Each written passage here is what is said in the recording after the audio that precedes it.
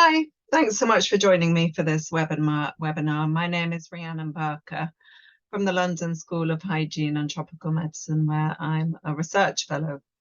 And I'm going to talk today about the challenges and opportunities of meaningful research engagement with marginalised young people.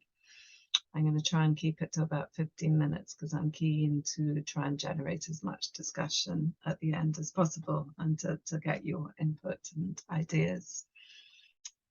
So I will begin just by telling you a little bit about who I am, because I think that's relevant to why I now feel that collaboration and good cross-sectoral working is so important. I have a background in evaluation research across both the statutory and the voluntary sector. I started overseas working within an environmental NGO, and this gave me a real insight into how, if projects were going to work, they need to engage across a broad spectrum of stakeholders. And most importantly, they need to work with people involved in the projects in order for them to have ownership over the project. One of my formative early experiences was running a 2-year oral history project across Saharan Africa, where I trained local interviewers. The aim was to gather Indigenous knowledge and views about what was needed to improve people's lives. And there are pictures here of Lebat from Mauritania and Halima from Sudan, who we spoke to during the project. And from there, I went to the Health Education Authority as a researcher, where I liaised directly between research, policy, people in the Department of Health, and practitioners. And these experiences have given me insights into both the opportunities and challenges faced by cross-sectoral working and the involvement of experts by experience. I'm relatively new to academia, and I'm curious at how siloed some of the work appears to be. So all these experiences have made me determined to find robust ways to ensure that my NIHR fellowship work is collaborative and that stakeholders from across different sectors are meaningfully engaged. So moving on to look at my current NIHR fellowship, the title of which is Exploring the Links Between Mental Health, Experience of School, and it's particularly school exclusion that I'm interested in, and gang membership from the perspective of young people. They're a very hard to reach group, and it does mean that there is a real gap in research which puts forward their own perspective and insights into why they become gang involved and therefore to finding potential routes out of it. And so, as I've said, collaboration is important. How am I encouraging it?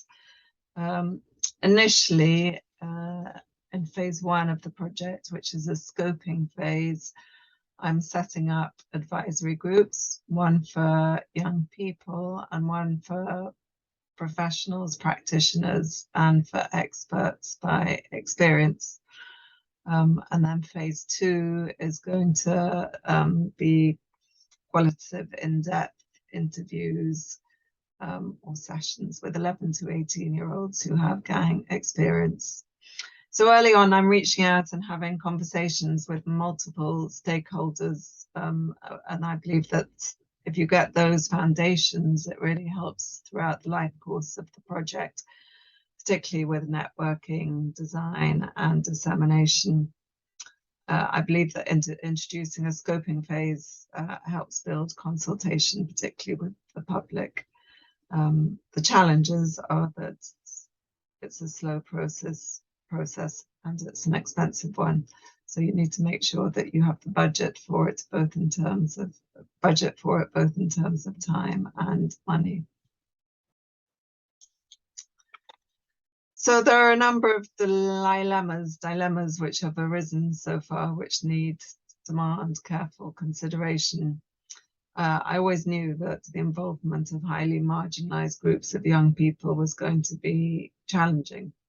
And in my first advisory group held last month, we discussed my positionality, i.e. my stance as a white, middle-aged, entitled woman, and the impact that this positionality may have on my ability to engage meaningfully with the target group, who tend to be distrustful and disenfranchised. So to get around this, we explored using peer researchers, which of course has resource and budgetary constraints.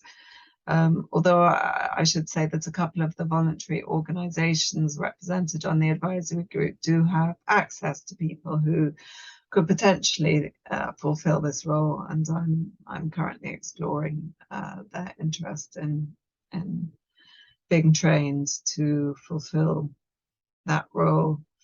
But a dilemma is how to weigh up the value of this contribution against the importance of professional skills. I suppose I'm reluctant to completely undermine my own disciplinary skills and context, and I'm aware that training will take a lot of time and it'll take money. Having said this, it's clear that different agendas and positionality will inevitably give rise to different outputs, and I'm keen and interested to explore this. So I'm wondering if I can experiment with different techniques and observe the outcomes when I use different types of interviewing technique and different interviewers. Bias and subjectivity are not always detrimental, but should be recognized on one perspective, not privileged over other perspectives. There's lots of papers which consider the insider, outsider, the dichotomies, which I'll look at in the next slide. And it seems that sometimes these dichotomies can lead to crude and sometimes unhelpful polarizations, such as the ones between subjective on the one hand and objective on the other. Things tend to be actually much more fluid than those dichotomies might suggest. Just as in the research context, the researcher can never be entirely an insider or entirely an outsider. And research involves an interrogation of the situatedness of, well, in my case, myself as researcher, and how being inside relates to lived bodies and their practices and experiences.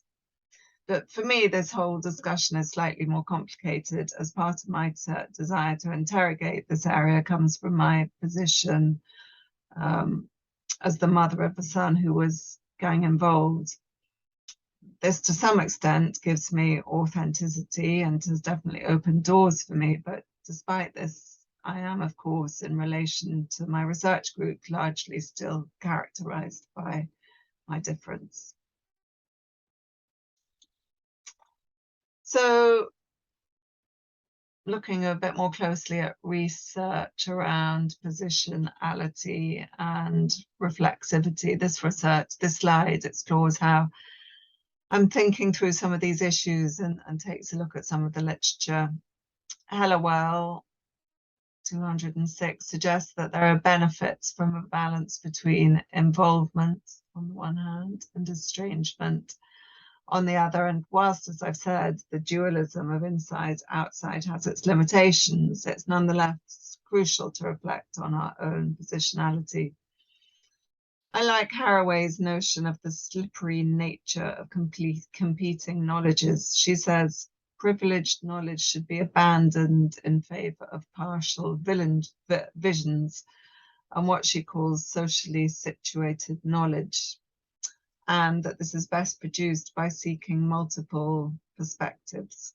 She asserts that some knowledge and some partial visions may be more reliable than others, thus retaining the requirement that knowledge can be subjected to critical evaluation. The critical realist perspective, which I took in my PhD, asserts that knowledge is partial, situated, and incomplete. And according to this paradigm, therefore, different perspectives gained from using a variety of methods of collecting data will add depth and a more complete understanding. So this is my final slide.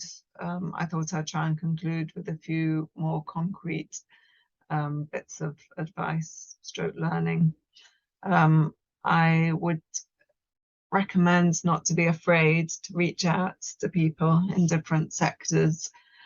Generally, people understand the value of contribution and welcome the opportunity to join advisory groups. So be bold in setting them up and have confidence that you are going to add value to their area of work, be it as members of the public, as policymakers, or as practitioners. Don't be afraid to reach out to different people in different sectors. In terms of outputs, plan outputs which will be relevant to different levels of stakeholder. Real collaboration means that all partners need to feel the benefit, ask them what they want, and think out of the box. And in terms of public research participants, engagement needs to be meaningful. I'm collaborating at the moment with a researcher from Birmingham who works on performing data, and I'm exploring possibilities of some sort of musical production, a sketch, a dramatic sketch, an exhibition. I'm not quite sure what, but I'm excited about the possibilities. Policy, for policymakers, they want all outputs to be very brief and very relevant. For them, a research paper is too long and often too inaccessible to plough through, so they need separate outputs written particularly for them, which are short and concise. Practitioners want to focus on evidence. They want help with theories of change, which they often find a bit impenetrable.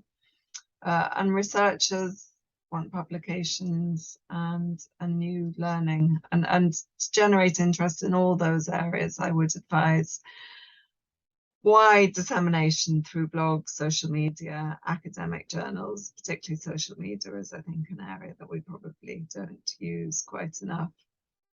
And finally, to enable work to be truly iterative and reflexive, there's a need for funders to accommodate changes that you might want to introduce to original plans. It might be too late for you if you've already got your fellowship all agreed, but just remember how expensive and time-consuming PPI can be. But I do really believe that it does positively enhance your output. So keep on going. Okay, thanks for listening. Bye-bye.